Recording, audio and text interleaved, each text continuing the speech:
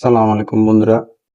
আসলে বর্তমান শিক্ষা ব্যবস্থা আমাদেরকে ধর্ম থেকে অনেক দূরে নিয়ে গেছে, যার কারণে এমন কিছু গুরুত্বপূর্ণ বিষয় যেগুলো আমরা হয়তো অনেকেই জানি না। তার ভিতরে হচ্ছে আমাদের প্রিয় নবী হযরত মুহাম্মদ সাল্লাল্লাহু আলাইহি সাল্লামের জীবনী, যেটি আমাদের প্রত্যেকের জন্য অত্যন্ত গুরুত্বপূর্ণ।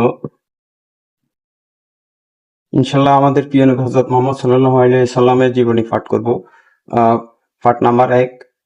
আমাদের প্রিয় নবী হযরত মুহাম্মদ সাল্লাল্লাহু আলাইহি সাল্লামের আগমনের উদ্দেশ্য কি ছিল? তাহলে আমি প্রথমে সেটা থেকে শুরু করি। মানুষ আল্লাহকে ভুলে গিয়ে অসংখ্য মুক্তির পূজায় লিপ্ত হয়েছিল। এমন অন্যায় অশান্তির সময়ে আল্লাহ মানবতার জন্য দয়া ও রহমত হিসাবে প্রেরণ করেছিলেন আমাদের প্রিয় নবী হযরত মুহাম্মদ সাল্লাল্লাহু আলাইহি সাল্লামকে। নবীজির আগমনের উদ্দেশ্য ছিল মানুষকে তাওহীদের দিকে আহ্বান করা। তিনি ঘোষণা করেন, আল্লাহ ছাড়া কোনো ইলাহ নেই, সবকিছু একমাত্র আল্লাহর সৃষ্টি ও অধীন। এই আহ্বান মানুষের হৃদয়কে শিরক, কুসংস্কার ও ভ্রান্তি থেকে মুক্ত করে সত্যের আলোয় আলোকিত করেছিল।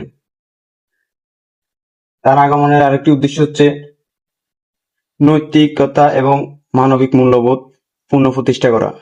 তিনি নারীদের সম্মান ও অধিকার নিশ্চিত করেন, কন্যা শিশু হত্যার মতো অমানবিক প্রথা বিলুপ্ত করেন। এতিম, দরিদ্র ও নিপীড়িত মানুষের অধিকার প্রতিষ্ঠায় তিনি আজীবন সংগ্রাম করেছিলেন।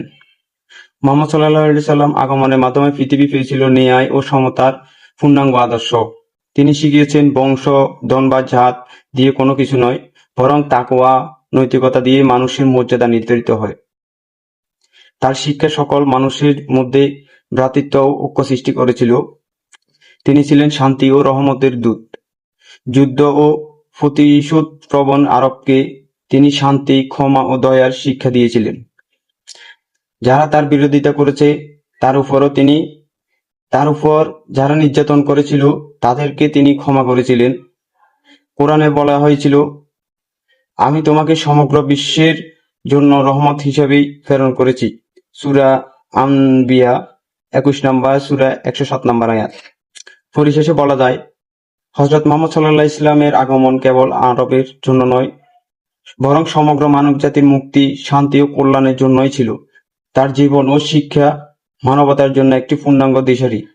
আজও যদি পৃথিবীর তার দেখানো পথে চলে, তবে অশান্ত পৃথিবী শান্তির ঠিকানা হিসেবেই খুঁজে পাবে ইনশাআল্লাহ। আজকে এই পর্যন্ত। পরবর্তী পাঠ ইনশাআল্লাহ আগামীকাল দেওয়া হবে। সালামু আলাইকুম।